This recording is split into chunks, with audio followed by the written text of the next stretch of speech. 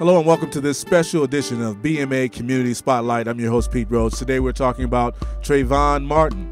It's a national conversation, and today we bring it to the Twin Cities.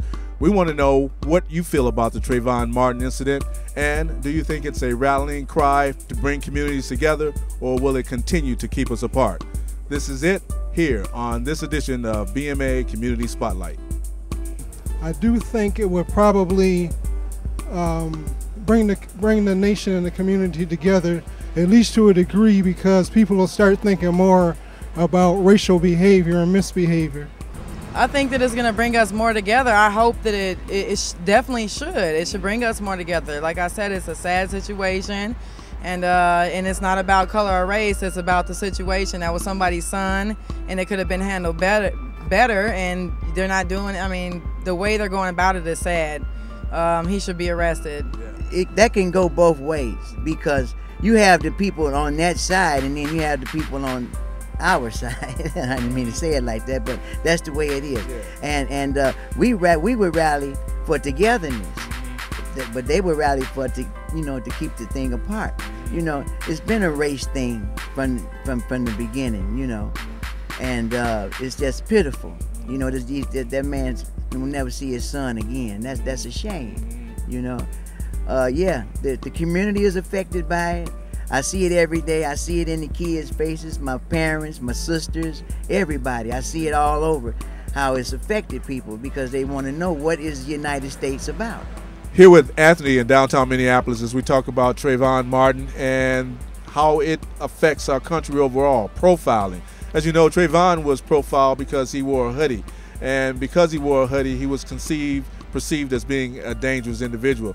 Anthony, could you talk to us a little bit about what you feel is maybe a wrong incident or a right incident to look at someone and profile them? What do you think about the Trayvon Martin incident?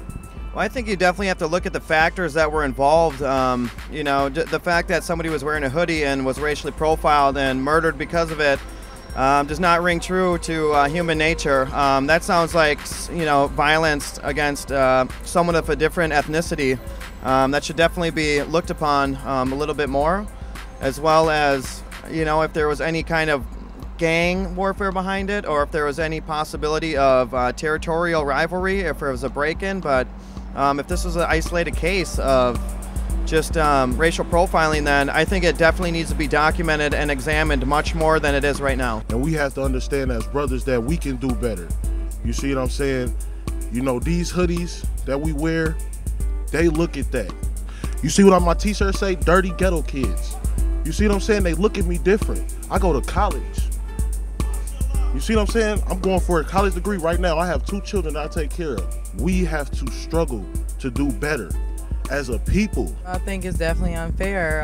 It's a tragedy, and that could have been anybody's son, and it's really sad. And as a community, we need to do more about it. We're definitely down in Rochester. We're gonna have a big barbecue. We're gonna invite a lot of people, and we're gonna put something together. So I hope everybody brings their hoodies.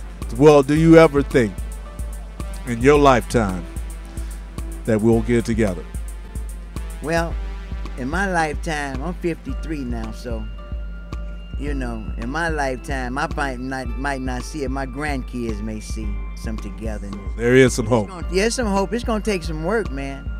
And that's from the inside out, not from the outside in, This has been a special edition of BMA Community Spotlight as we talk one-on-one with citizens in the Twin City area about the Trayvon Martin case, how it affects them personally, and do they think that it is a rallying cry for our community and as a nation. Thank you for joining us for this edition of BMA Community Spotlight.